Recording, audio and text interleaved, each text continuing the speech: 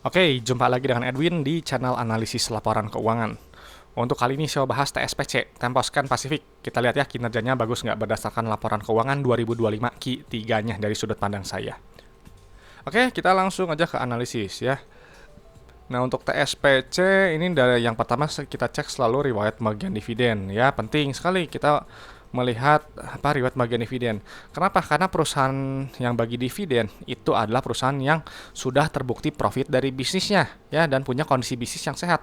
Makanya dia bisa bagi dividen. Kalau perusahaan nggak bagi dividen, bisa jadi perusahaan tersebut cuman untung di atas kertas aja, atau ada masalah dengan bisnisnya, atau cuman memperkaya owner perusahaannya aja yang biasanya merangkap sebagai komisaris dan direksi ya. Dan ini untuk TSPC ini track recordnya bagus ya, 2007 di tahun 2007 dan seterusnya. Tapi yang terpenting itu 3 tahun ke belakang ya. Nah, ini 3 tahun ke belakang dia bagi dividen rutin. Artinya apa? Ini bagus, ada nilai tambah yang bisa dihasilkan oleh perusahaan untuk kita pemegang sahamnya.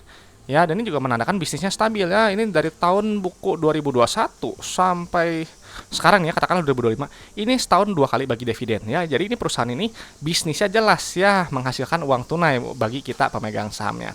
Jadi kalau seperti ini ya layak untuk dilihat lebih lanjut ya. Jadi ini oke. Selanjutnya kita langsung cek ke bagian kas tarakas ya. Selalu cek kas tarakas. Kenapa ya kita harus lihat kas tarakas? Sebentar, mundurin dulu ya. Karena kas tarakas ini adalah jumlah uang yang ada di dalam dompet perusahaan. Ya, jadi uang ini punya fungsi untuk bayar operasional, ekspansi usaha, dan juga untuk bayar pinjaman ke bank. Ya, jadi nilainya nggak boleh terlalu sedikit. Karena kalau terlalu sedikit bisa jadi perusahaan nggak bisa bayar operasionalnya. Ya, atau operasional terganggu, atau mungkin ketiganya. Ya, dan untuk posisi kas tarakasnya si TSPC ini naik 300 miliar. 400 miliar ya kurang lebih gitu. Jadi ini baik sekali ya, cuman kita cek dulu ya kenaikan kasnya kenapa nih. Nanti detailnya kita cek di laporan arus kas ya. Nah, jadi kenapa kita harus cek gitu ya? Karena kalau sebenarnya kelebihan kas itu bisa dinikmati oleh kita pemegang sahamnya. Lewat apa? Lewat ya bagi dividen, simple. Ya lebih besar, lebih sering. Ini kan bagus ya, dia bagi dividen lebih sering gitu ya. Terus dia ekspansi usaha gitu ya, atau bayar pinjaman ke bank gitu ya supaya bunganya makin ringan, atau buyback saham aja untuk mengurangi jumlah saham beredar ya sehingga earning per share dan dividen per share-nya ini besar. Ya, cuman ini kalau misalnya kita lihat ini kan interim dividen, ini kan dia distribution date-nya tanggal 25 November. Ini kan sampai per 2025 Q3. Ya, dan ini berarti sebenarnya kelebihan kas ini sudah dibagikan kepada kita pemegang sahamnya ya, kalau teman-teman punya saham ini ya. Jadi ini sebenarnya perusahaan yang baik dan pro kepada pemegang saham. Selanjutnya langsung cek ke bagian ekuitas ya. Ini langsung pilih saldo laba yang ini nilainya. Kenapa harus kita lihat ya? Karena buat saya saldo laba ini adalah pos keuangan yang paling penting ya. Kenapa? Karena saldo laba ini adalah total akumulasi keuntungan yang telah dihasilkan perusahaan dari semenjak perusahaan ini pertama kali berdiri sampai sekarang 2025 Q3 ya. Jadi si TSPC dari dulu pertama kali berdiri sampai sekarang 2025 Q3 telah menghasilkan total profitnya sebesar 8,7 triliun. Ya, ini bagus, saldo labanya positif, dia bisa bagi dividen. Ya. Nah, kalau perusahaannya dia saldo labanya defisit atau negatif, ya dia nggak akan bisa bagi dividen karena dia artinya rugi melulu. Ya, dan termasuk kategori perusahaan yang bermasalah. Jadi kalau perusahaan bermasalah gitu ya, di mata saya mau harganya naik berkali-kali lipat ya saya tidak akan tertarik ya. Selanjutnya langsung cek ke bagian ekuitas semilik, yang ini nilainya dipindahkan dulu. Kita pindahkan dulu. Oke. Salah, ini kurang 162. Oke, yang ini setelahnya KNP-nya kita pindahin dulu. Ya, nah ini kita lihat ya, total equity-nya udah sama. Oke ya. Ini kita lihat ya, rasio saldo laba terhadap modal awalnya ini 7,7. Ya, artinya perusahaan ini telah menghasilkan total profitnya sebesar 7,7 kali modal awalnya ya, dan ini di luar dividen yang telah dibagikan. Jadi ibarat teman-teman punya bisnis modalnya 1 miliar, itu telah menghasilkan total profitnya 7,7 miliar di luar dividen yang telah dibagikan ya. Jadi ini perusahaan sangat-sangat profitable ya, baik sekali. Ya, dan untuk perusahaan yang baik seperti ini di harganya wajar ya, agak sedikit premium di PBV 1,42. Jadi ya nggak kaget perusahaan bagus seperti ini ya PBV-nya. Selanjutnya kita langsung cek ke bagian laba rugi. Ya, langsung pilih pendapatan. Kenapa harus lihat pendapatan? Ya, karena pendapatan ini adalah pos keuangan yang menunjukkan pertumbuhan perusahaan. Jadi perusahaan yang baik, yang bertumbuh, ya pendapatannya cenderung naik. Artinya produk yang dijual perusahaan, baik barang atau jasa, itu diminati oleh pasarnya, diminati oleh customernya. Gitu. Dan untuk kinerja si TSPC untuk pendapatannya ya turun tipis ya, nggak signifikan sih turun berapa ya? Cuma 0,16% ya, jadi nggak signifikan. Nanti si pendapatan akan dikurangi oleh harga modal barang atau jasa. Nanti keluar laba bruto nilainya. Ini juga harus dilihat ya. Kenapa? Karena laba bruto ini adalah pos keuangan yang menunjukkan inti efisiensi perusahaan. Untuk melihat kemampuan perusahaan menempatkan harga jual barang atau jasanya di atas harga modalnya lewat gross profit margin. Ya, jadi kalau misalnya teman-teman lihat nih, ini 37%. Artinya kalau teman-teman menjual produk harganya ya 100.000, teman-teman ambil laba kotor itu 37.000. Ya, jadi 63 ribunya itu adalah harga modal barang atau jasanya. Makanya kenapa saya mencari perusahaan yang laba brutonya setinggi mungkin, gitu ya. Kenapa? Karena semakin besar laba bruto, ya semakin besar juga laba bersih. Ya, laba bruto juga menunjukkan keunggulan produk ya yang dijual gitu, adanya moat gitu. Tapi ingat ya, carilah perusahaan yang laba brutonya setinggi mungkin sesuai dengan sektornya ya. Jadi kadang tiap sektor ya berbeda. Nanti laba bruto dikurangi oleh beban operasional, non operasional, beban pajak, nanti keluar laba periode berjalan. Ya, yang ini. Ini adalah inti dari laporan laba rugi ya, perusahaannya untung atau enggak gitu. Nah, ini kita lihat ya. Dan ini untuk kita lihat ya, tadi udah kita pindahkan datanya. Jadi untuk si gross profit ya sama ya, ini tipis juga, laba bersih naik juga tipis ya, menurut saya sih tipis segini. Ya, tapi menariknya ya, si TSPC ini secara PBV ternyata cukup murah ya, di 8,75 gitu ya, dan dia udah di bawah 10 gitu. Jadi tampak menarik secara profitabilitas ya dari pairnya. Selanjutnya kita langsung cek ke arus kas ya. Nah, ini bagian laporan keuangan yang sering dilupakan oleh berita dan analis. Kita harus melihat penerimaan kasnya dulu yang ini. Kenapa? Karena penerimaan kas ini untuk melihat jumlah uang yang customer bayar ke perusahaan. Dia berbeda dengan pendapatan. Kalau pendapatan ini sifatnya akrual, jadi cuma dicatat di atas kertas aja. Simpelnya seperti itu, ya. Tapi kalau penerimaan kas, dia berdasarkan yang customer bayar, yang customer kan beli produk tuh, bayar pakai uang. Nah, uangnya itu yang kita hitung, ya, yang diterima perusahaan. Jadi uang real yang nyata. Nah, dari sini kita bisa lihat keluar rasio penerimaan kas terhadap pendapatan. Ya, ini bagus 111%.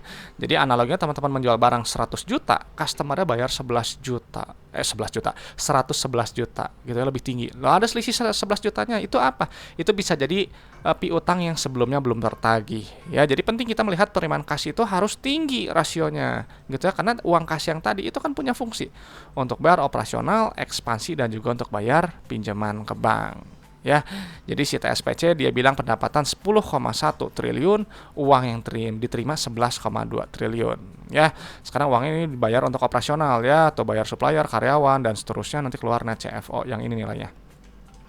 Nilainya untuk CFO ini harus positif ya, seperti ini gitu.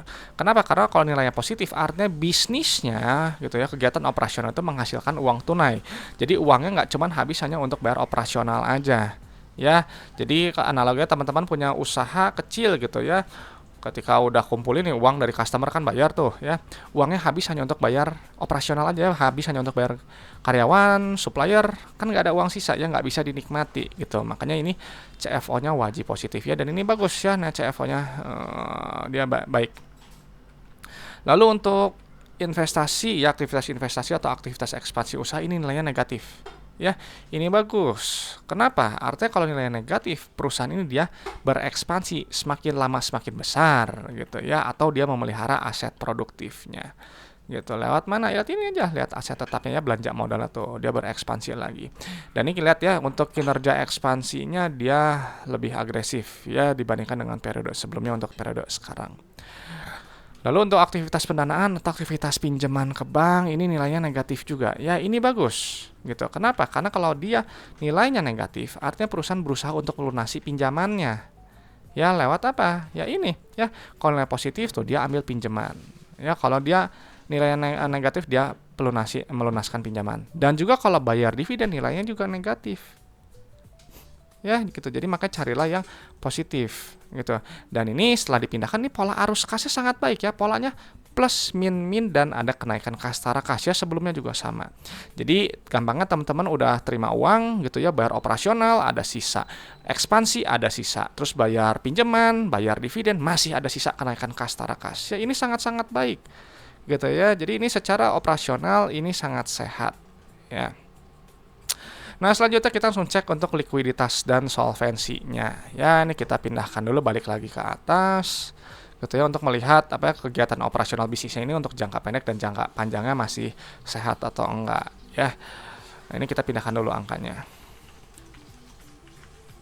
9.540. Nah, ya, lalu untuk likuiditas jangka pendeknya ini kita pindahkan dulu ya. Nah, ini kita lihat ya. Ini secara rasio lancar ini tinggi sekali ya di 3,3. Ya, jadi sangat sehat ya, meskipun kesannya kurang produktif, kita kurang efisien.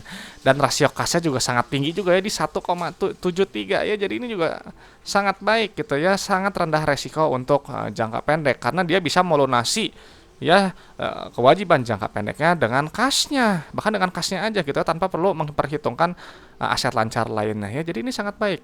Nah, tapi kita lihat spesifiknya ya untuk utang jangka pendeknya ya, short term debt-nya. Nah, ya hitungnya gampang.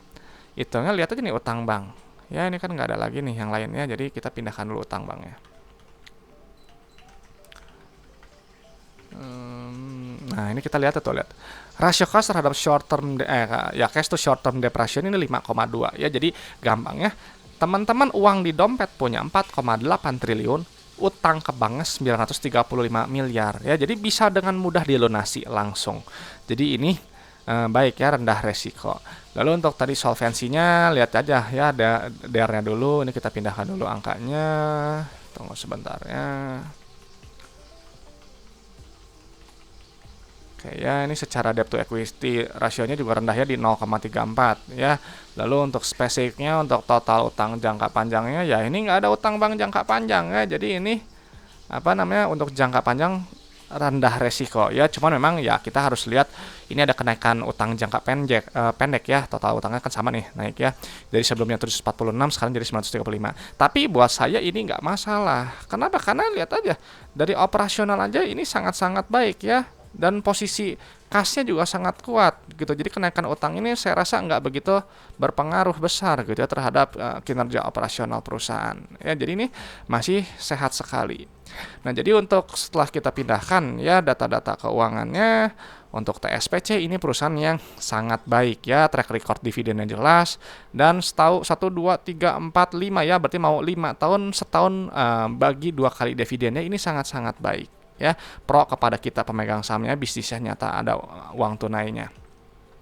Nah, jadi juga secara saldo laba juga telah menghasilkan total profitnya 7,73 kali modal awalnya ya di luar dividen. Namun ya untuk perusahaan yang baik seperti ini ya dihargainya premiumnya secara PBV di 1,42, tapi PER cukup menarik ya di 8,78. Jadi tadi secara pola arus kas ini sangat sehat ya, udah dijelaskan, dan juga untuk apa resiko kegiatan usaha jangka pendek dan jangka panjangnya juga ini sangat rendah saya rasa gitu ya. Jadi perusahaan yang sangat baik. Cuman kembali lagi ya gitu ya, pendapat tiap orang berbeda. Nah, teman-teman gimana nih untuk TSPC? Boleh sampaikan ya pendapatnya di kolom komentar. Dan teman-teman harus paham ya kalau analisis laporan keuangan ini hanyalah sebagian kecil dari fundamental dan juga hanya menilai kinerja masa lalu sampai 2025 Q3. Ya, jadi untuk Q4 sekarang berjalan dan tahun kedepannya gimana, saya tidak tahu. Ya, silahkan teman-teman analisis lebih lanjut dan proyeksikan sendiri apakah masih bagus atau enggak. Ya, dan sekali lagi saya sampaikan bahwa saya di sini hanya membahas kinerja berdasarkan laporan keuangannya aja ya. Kita nggak bahas tentang kinerja harga sahamnya. Oke teman-teman, itu aja yang bisa saya sampaikan, yang bisa saya sharingkan untuk TSPC.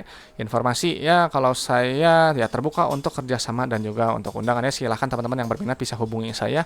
Kontak saya ada di screen dan juga di deskripsi video. Dan teman-teman kalau ada request saham atau ada pertanyaan, langsung sampaikan di kolom komentar ya, supaya nanti saya respon, saya balas pertanyaan-pertanyaan yang teman-teman yang masih bingung atau yang ingin ditanyakan. Oke teman-teman, terima kasih sudah menyimak. Semoga sharing dari saya ini bisa bermanfaat dan juga bisa memperkaya pandangan teman-teman dalam menilai suatu perusahaan. Saya Edwin dari channel Analisis Laporan Keuangan. Sampai jumpa di video-video berikutnya.